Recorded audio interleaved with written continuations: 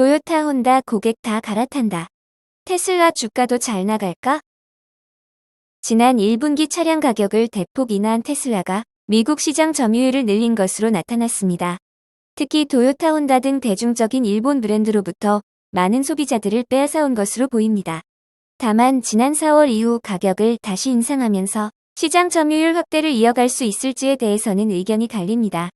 이타임 미카엘리 시티 연구원은 최근 S&P 글로벌의 보고서를 인용해 테슬라의 인기가 여전히 높은 수준을 유지하고 있다고 분석했습니다.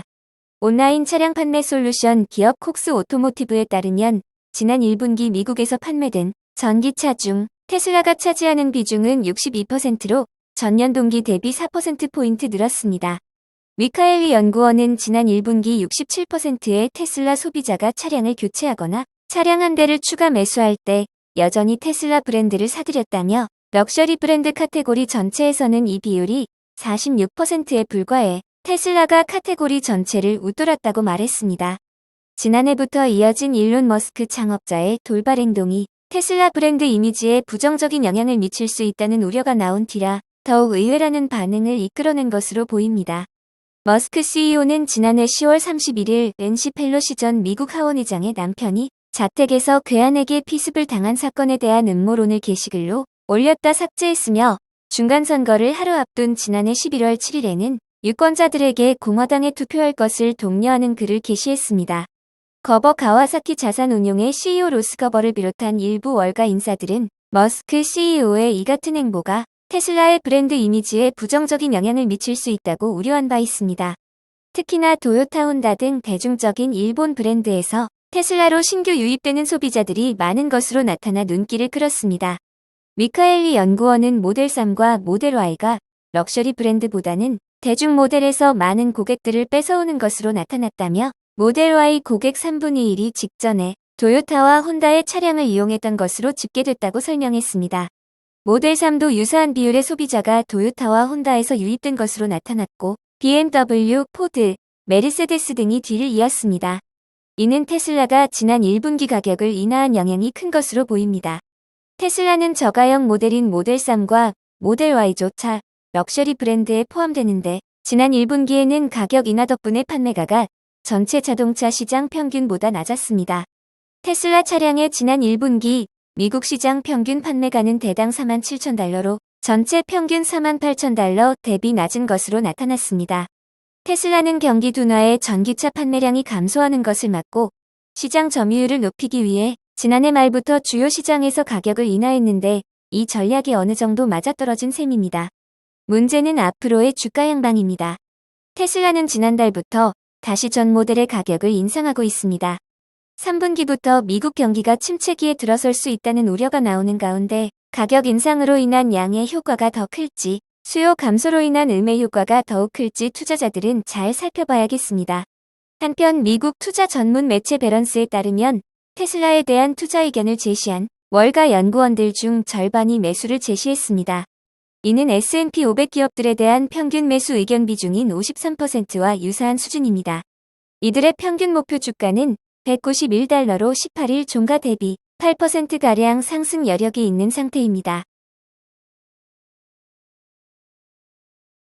테슬라 사이버트럭 출고가 1억 육박하나 리비안 아런티와 경쟁에 시선 집중. 테슬라가 야심작으로 준비하고 있는 전기 픽업 트럭 사이버트럭의 초기 출시 가격이 75,000달러에 이를 수 있다는 전망이 나온다. 사이버트럭은 현재 전기 픽업 트럭 시장에서 소비자들의 가장 관심을 받고 있는 리비안의 제품과 치열한 경쟁 구도를 형성할 것으로 보인다. 야후 파이낸스는 전기차 구매를 원하는 소비자들의 비중이 빠르게 늘어나고 있다며 특히 테슬라가 출시를 앞둔 사이버트럭의 관심도가 매우 높다고 보도했다. 사이버트럭은 테슬라가 올해 말부터 대량 생산을 시작하겠다는 계획을 두고 있는 전기 픽업 트럭이다. 이미 수년 전부터 출시 계획을 공개하고 마케팅에 집중해온 야심작으로 꼽힌다. 야후 파이낸스는 미국 자동차 전문지 모터트렌드의 알렉스 웰런 CEO와 인터뷰를 통해 5년 이내 자동차를 구매하려는 소비자의 50%가 전기차 구입을 원하고 있다고 전했다. 웰런 CEO는 소비자들은 구입 시기와 가격 등을 저울질하고 있을 뿐 이른 시일에 전기차를 구매하게 될 것이라는 점을 확실하게 인식하고 있다고 말했다. 전기차가 본격적으로 미국 자동차 시장에서 대중화되는 시기가 멀지 않았다는 의미다. 그는 모터 트렌드 웹사이트에서 소비자들이 가장 많이 검색하는 브랜드가 전기차 스타트업 리비안으로 나타났다는 의외의 집계 결과를 전했다. 리비안은 테슬라보다 약 22%, 경쟁사로 꼽히는 루시드 모터스보다 약 67% 많은 검색 횟수를 기록한 것으로 나타났다. 소비자들이 리비안에 관심을 보이는 이유는 전기 픽업 트럭 RNT 때문으로 분석됐다. 아직 시장에 출시된 픽업 트럭 형태의 전기차가 소수에 그치기 때문이다. 테슬라의 사이버 트럭은 전기 픽업 트럭 시장에서 리비안의 입지를 위협할 만한 제품으로 꼽힌다. 테슬라의 브랜드 가치와 기술력에 대한 신뢰가 장점으로 평가된다. 다만 야후 파이낸스는 사이버 트럭의 가격 책정이 가장 관건이 될 것이라는 전망을 내놓았다.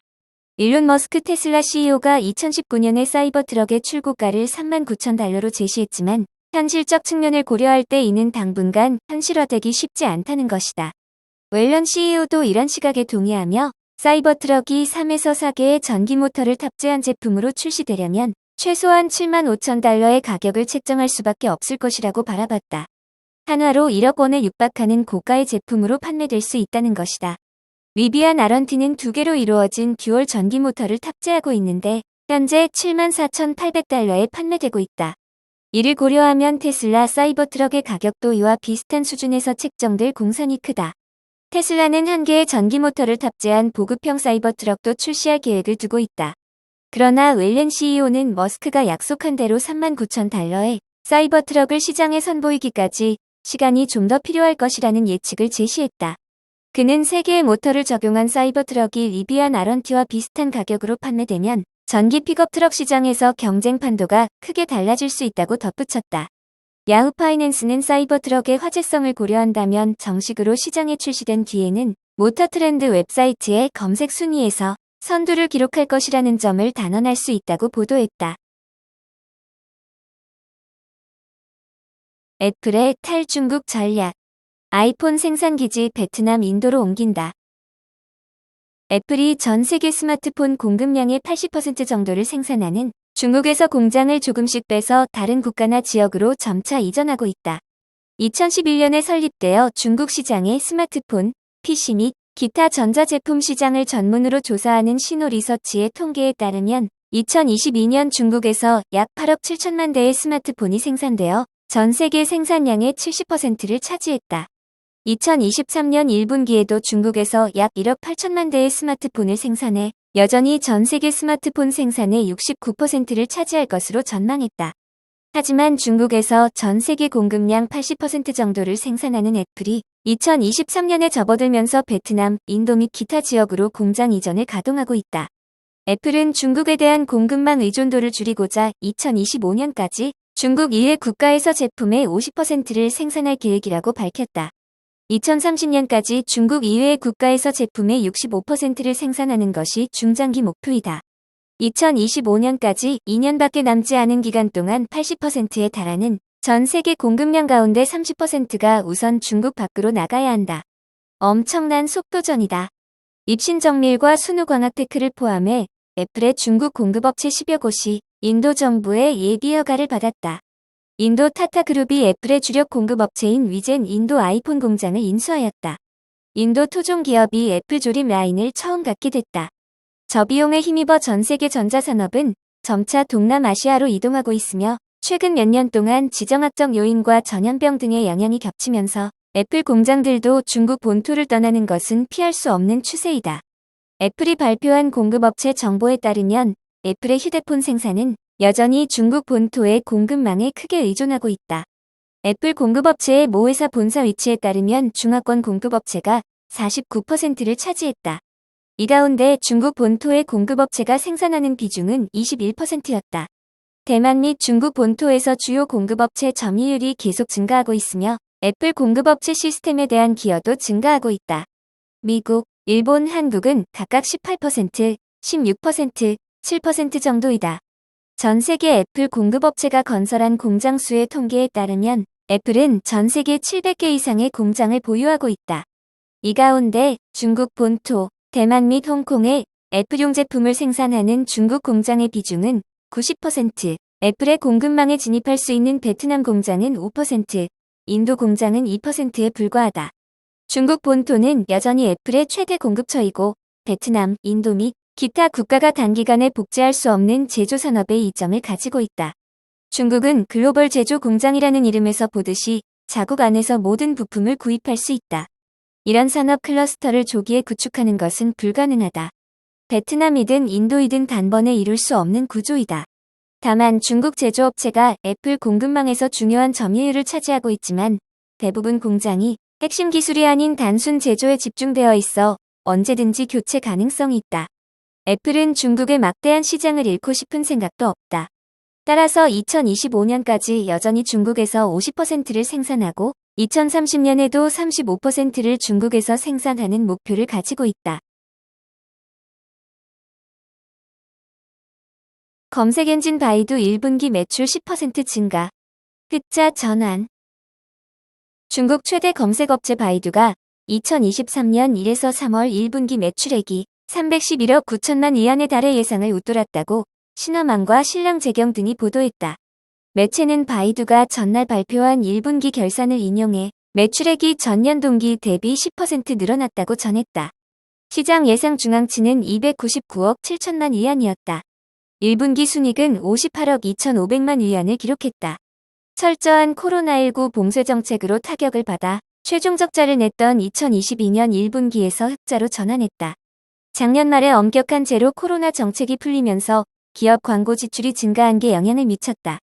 검색 연동형 광고, 클라우드 서비스, 자율운전 등 바이두의 주력 사업 매출은 지난해 같은 기간보다 8% 증가한 230억 위안에 달했다. 스트리밍 서비스 아이키 매출은 15% 증대한 83억 위안을 기록했다. 바이두는 정밀한 문장과 영상 등을 만드는 생성 AI 서비스 어니봇에 주력하고 있다.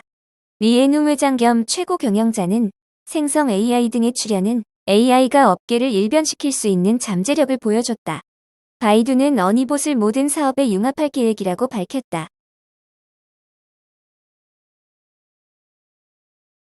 니오쉘, 유럽 전기차 배터리 교환소 설립.